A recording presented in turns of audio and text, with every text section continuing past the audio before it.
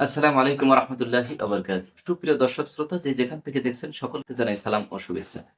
ইসলাম ও রাজনীতির ভিডিওগুলো পেতে আমার ইউটিউব চ্যানেলটি সাবস্ক্রাইব করে সাথেই থাকুন। সম্মানিত ভিউয়ার্স, আজকের লোমহর্ষক ঘটনার ভিডিওটি না টেনে সম্পূর্ণ ভিডিওটি দেখুন। মুসলিম সংখ্যাগরিষ্ঠ বাংলাদেশে হত্যা, ধর্ষণের মতো নানাবিধ অপরাধ বিভিন্ন স্থানে সংঘটিত হচ্ছে। সম্মানিত ভিউয়ার্স, জনমনে যে বিষয়টি মহা আতঙ্ক ধারণ করছে। হত্যা, ধর্ষণ সহ সকল প্রকার অনাচার ও পাপাচার মুক্ত রাষ্ট্র গড়তে হলে ইসলামী রাষ্ট্রের বিকল্প নাই।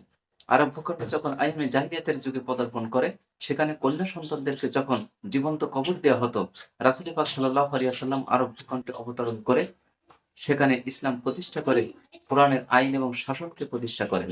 রাসূল পাক সাল্লাল্লাহু আলাইহি ওয়াসাল্লাম যখন কোরআনের আইন ও শাসন প্রতিষ্ঠা করেন, আরব ভূখণ্ড যখন প্রত্যেকটা অপরাধের বিচার যখন সংঘটিত হতে দেখল, তখন জুলুম নির্যাতনকারী বা হত্যা ধর্ষণকারী পাপাচারে লিপ্ত হওয়া তো দূরের কথা, পাপাচারে সংঘটিত হওয়ার কল্পনাও করার সাহসটুকু পেত না।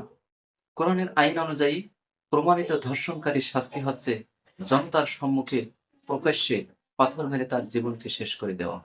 সম্মানিত ভিউয়ার্স, বাংলাদেশে যদি কোরআনের আইন আজকে প্রতিষ্ঠিত থাকতো, কোরআনের আইন ও শাসন যদি প্রয়োগ করা হতো, তাহলে বাংলাদেশে হত্যা, ধর্ষণ সহ সকল প্রকার পাপাচার বাংলাদেশ থেকে বিলুপ্ত হতো।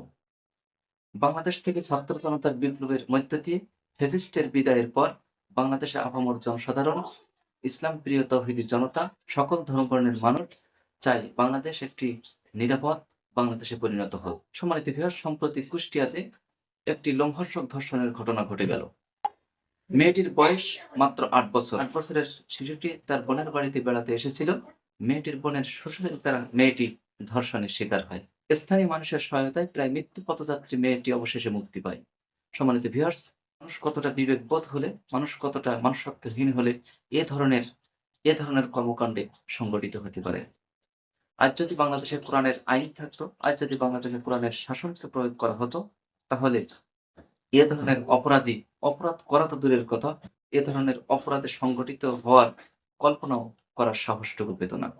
হত্যা, ধর্ষণ সহ সকল প্রকার অপরাধ থেকে বাংলাদেশকে মুক্ত করতে হলে বাংলাদেশকে ইসলামী রাষ্ট্রে পরিণত করতে হবে। বাংলাদেশের সকল মানুষ, সকল ইসলামী দল ঐক্য করে বাংলাদেশ ইসলামী সরকার প্রতিষ্ঠা হলে বাংলাদেশ থেকে হত্যা, ধর্ষণ সহ সকল প্রকার অপরাধ মুক্ত একটি বাংলাদেশ গড়া সম্ভব হবে। বাংলাদেশের অধিকাংশ মানুষ বাংলাদেশে সংঘটিত এ সমস্ত অপরাধ প্রবণতা দেখে, যেসব শ্রেণী পেশার মানুষ এ ধরনের অপরাধ প্রবণতা সংঘটিত করছে, তাদের থেকে মুক্তি পাওয়ার জন্য, বাংলাদেশকে একটি নিরাপদ রাষ্ট্রে পরিণত করার জন্য বাংলাদেশে আপামর জনসাধারণ এখন চিন্তা করছে বাংলাদেশে একটি ইসলামী সরকার প্রতিষ্ঠা করা দরকার। বাংলাদেশের সংখ্যাগরিষ্ঠ ইসলামী দল বাংলাদেশ জামাত ইসলামী সহ অন্যান্য ইসলামী দলের ঐক্যের মাধ্যমে যদি বাংলাদেশে ইসলামী ঐক্য প্রতিষ্ঠা হয়, তাহলে বাংলাদেশে সহজে একটি ইসলামী রাষ্ট্র বিনির্মাণ করা সম্ভব। বাংলাদেশে ইসলামী রাষ্ট্র বিনির্মাণ সম্ভব হলে বাংলাদেশে হত্যা, ধর্ষণ সহ সকল প্রকার অপরাধ বাংলাদেশ থেকে নিমিষেই বিলুপ্ত ঘটবে।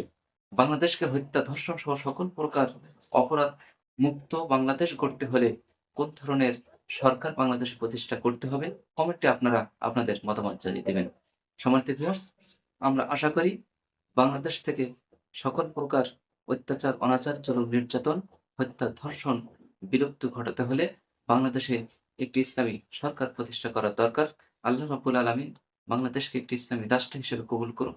বাংলাদেশ সকল মানুষের জন্য একটি নিরাপদ বাংলাদেশ হিসেবে গড়ে উঠুক। এই আশাবাদ ব্যক্ত করে ভিডিওটি শেষ করছি। দেখা হবে পরবর্তী ভিডিওতে। সে পর্যন্ত ভালো থাকুন, সুস্থ থাকুন। আল্লাহ হাফেজ।